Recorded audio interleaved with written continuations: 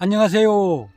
어제 초강력 태풍 흰남노가 울산, 포항 지역을 강타하고 동해로 빠져나갔습니다. 저희도 포항에서 가까운 지역이거든요.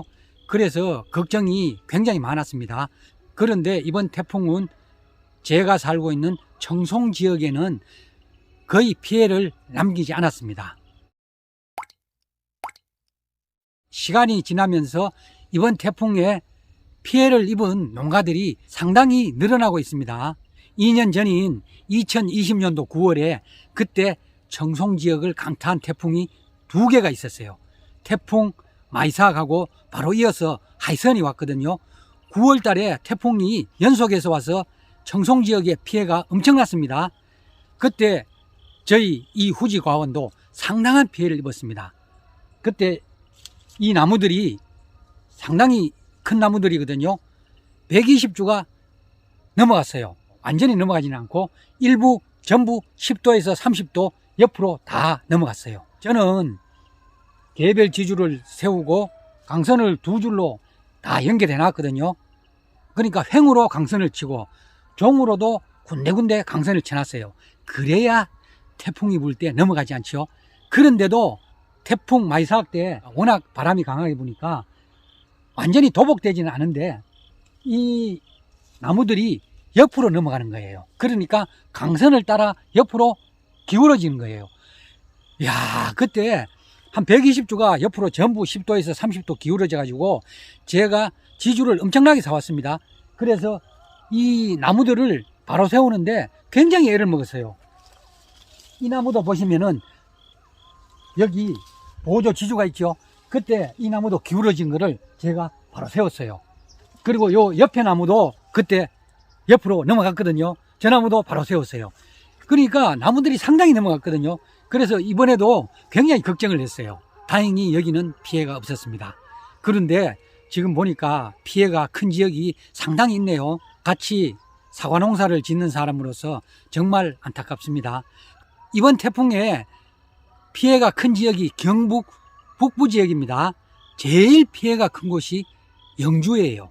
그 다음이 예천, 안동, 문경도 피해가 어느 정도 있더라고요. 제가 피해 지역을 면밀히 분석해 보니까 피해 지역이 어디에 집중되어 있느냐 하면은 문경, 예천, 안동 북쪽, 영주니까 전부 소백산맥 자락에 분포한 지역이에요. 그러니까 태풍이 불어오면서 그 강한 바람이 소백산맥에 부딪히면서 피해를 준 것 같아요. 그러니까 소백산맥에서 좀 떨어진 안동 남부, 의성, 그리고 청송은 별 피해가 없었거든요. 특히 영주 지역의 피해가 큰데 영주 부석면하고 순흥면이 피해가 커요. 거기가 바로 소백산 아래거든요. 영주 부석에서 사과 농사를 짓는 백공사과님이 계십니다. 유튜브 채널 이름이거든요. 백공사과 사장님의 과원이 이번에 상당히 피해를 많이 입었어요. 시나노 골드 과원은 거의 한 60%가 낙과가 됐더라고요. 후지 과원은 낙과 피해는 덜한데 쓰러진 나무들이 상당히 있었습니다. 부석면 다른 지역에 홍로 수확을 덜한 과원이 있었는데 홍로도 절반 이상이 낙과가 되었더라고요. 어제자로 경북 지역 태풍 피해를 보니까 농작물 피해가 2363헥타르거든요. 그 중에서 과수원 피해가 상당한데 낙과 피해가 278헥타르, 도복 피해가 49헥타르예요. 1헥타르가 약 3,000평이거든요. 그러면 나무가 쓰러진 과원이 49헥타르니까 약 50헥타르면은 15만 평입니다. 그러니까 15만 평의 과원에서 나무가 쓰러지는 피해를 입었습니다. 그리고 낙과가 된 과원이 278헥타르거든요. 평수로 환산하면 84만 평입니다. 굉장히 피해가 크죠. 그 중에서 제일 피해가 큰 지역이 영주 지역이에요. 영주 부석면과 순흥면, 바로 소백산 아래거든요. 부석면은 낙과 피해가 70헥타르예요. 그러니까 70헥타르니까 21만 평이 피해를 입었습니다. 순흥면은 50헥타르. 그러니까 15만 평이 낙과 피해를 입었습니다. 경북 전체 278헥타르가 낙과 피해를 입었는데 영주의 2개 면에서 120헥타르가 피해를 입었습니다. 그리고 비교적 평지 지역인 풍기읍이 21헥타르, 풍기하고 붙어있는 봉현면이 20헥타르, 영주 지역에 피해 입은 면적이 사과가 146헥타르, 복숭아가 20헥타르입니다. 안동 지역은 35헥타르 정도가 피해를 입었습니다. 그 중에 풍산읍이 피해가 제일 크네요. 30헥타르. 그러니까 9만 평이 피해를 입었습니다. 안동 지역 총 피해가 35헥타르인데 그 중에서 풍산 지역이 30헥타르니까 풍산 지역에 피해가 집중됐습니다. 예천 지역에서 피해가 상당했거든요. 용문, 보문면 등 4개 지역의 70여 농가에서 무려 300헥타르의 과수원에서 낙과 피해가 있었습니다. 지금 보시는 사진은 예천 지역에 나무가 쓰러진 농가의 사진이거든요. 사과나무가 상당히 큰데 이번 태풍에 넘어갔네요. 그런데 자세히 보면은 개별 지주는 있는데 강선을 설치하지 않은 것 같아요. 강한 태풍에 개별 지주만 설치해 놓으면 넘어가기 쉬워요. 태풍에 대비하려면 개별 지주뿐만 아니라 반드시 종과 행으로 강선을 설치해야 됩니다. 몇 년 전에 청송 지역에 태풍이 온 적이 있었어요. 제 지인의 밭에 도복 피해가 엄청났거든요. 사과나무가 거의 다 넘어갔는데 어떻게 넘어갔냐면은 그 사과밭에 개별 지주가 다 있었습니다. 그리고 아시바하고 개별 지주 사이에 강선으로 이중 강선을 쳤죠. 강선 2줄을 쳤습니다.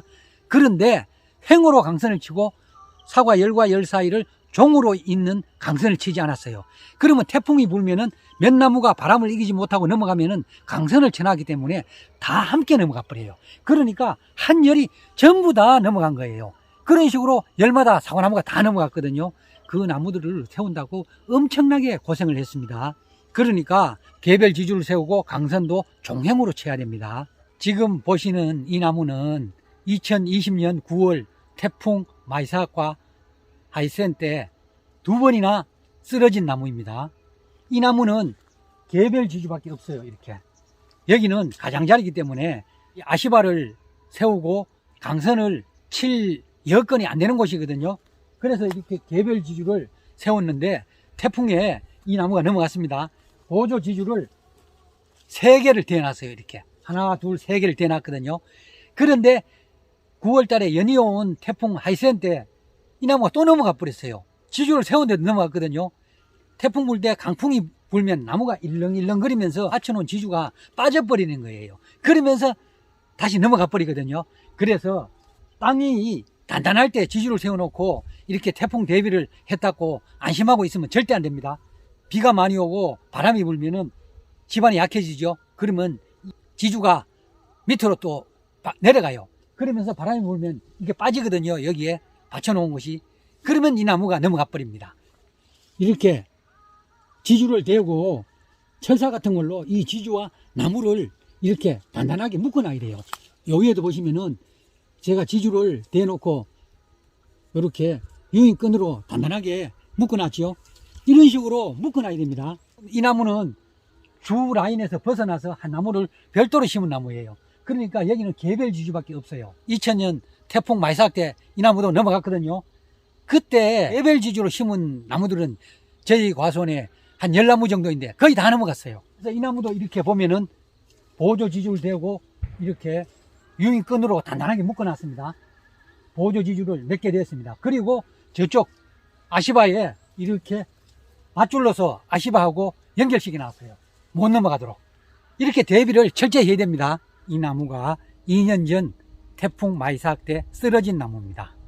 지금은 건강을 되찾아 가지고 잘 자라고 있습니다.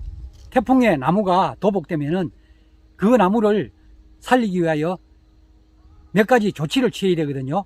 첫째는 가능하면은 쓰러진 나무를 빨리 이렇게 세워야 됩니다. 빨리 이렇게 세울수록 그 나무가 생존할 확률이 높아집니다. 태풍이 지나가고 바로 세우면 가장 좋고요. 적어도 4시간 이내에 세우는 게 가장 좋습니다. 나무가 워낙 많이 넘어져 가지고 빠른 시간 내에 세우기 어려우면은 적어도 하루 이내에 다 세워야 돼요. 시간이 지나면은 이 땅이 굳어지거든요. 땅이 굳어지면은 세우는데 또 힘이 많이 듭니다. 그래서 땅이 물렁물렁할 때 빨리 세우는 게 중요합니다. 그리고 이렇게 도복된 나무는 요소를 연면 시비 해주는 게 좋습니다. 요즘 제식하는 사과나무들은 대부분 뿌리가 깊게 들어가지 않아요. 천근성이라고 하거든요. 그러니까 뿌리가 얕아요. 얕으니까 바람이 불면 잘 넘어가지요. 그래서 요즘 사과나무는 제식할 때 무조건 지주를 박아야 됩니다. 특히 M9 대목은 굉장히 뿌리가 얕죠.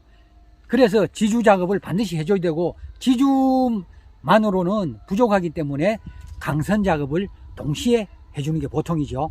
일단 사과나무가 쓰러지면은 뿌리가 손상을 입게 됩니다. 그러니까 잔뿌리들이 전부 떨어져 나가게 되죠.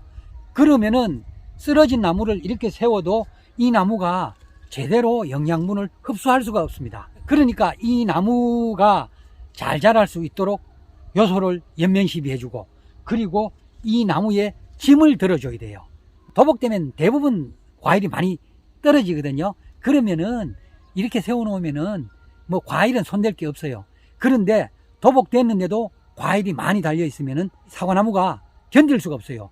뿌리에서 흡수할 수 있는 양분이 제한되어 있거든요. 그러면 그때는 과일 숫자를 좀 줄여줘야 됩니다. 그리고 겨울 전쟁 때는 강전쟁을 해줘야 돼요. 이 나무 뿌리가 손상됐기 때문에 과감하게 가지를 드러내줘야 됩니다.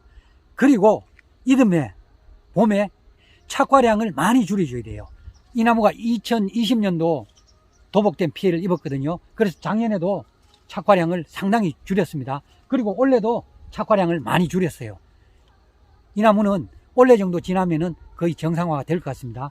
그래서 너무 많이 착과를 하면은 이 나무가 견디질 못해요. 그리고 과일이 굵어지지도 않고요. 그러니까 도복 피해를 입은 나무는 겨울에 강전쟁을 해주고, 이듬해 착과수를 평상시에 비해서 2분의 1 이하로 줄여야 됩니다.